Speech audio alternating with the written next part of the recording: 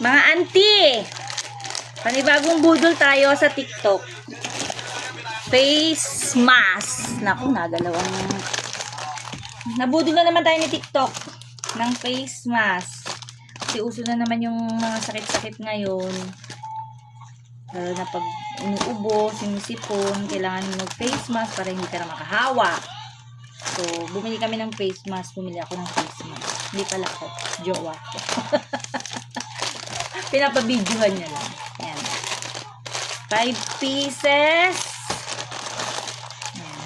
5 pieces. 1, 2, 3, 4, 5. Ayan. Tignan natin yung loob kung anong style niya. Sa isang pack, may 10 piraso na siyang laman. 10 pieces yung laman. Tingnan natin. Ziplock pa yan, guys. So, taray. Tingnan natin. Ay, oh, maganda para siya. 100, 180, basta 180 plus. 50 pieces na siya. Yan. Magandang face mask, guys.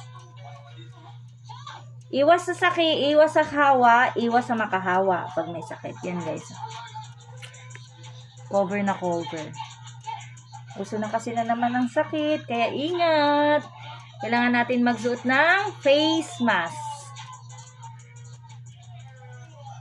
So, hindi tayo makahawa at mahawa.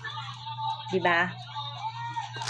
Yun lang. Kung gusto nyo bumili, guys, check out lang po kayo sa TikTok shop ni Litong Macadamia Vlog. Check out lang kayo, doon lang. Click nyo lang yung yellow basket niya. Doon lang yung mga gusto nyong ma-check out. Agad-agad. Or click nyo lang yung link. Andun na siya agad.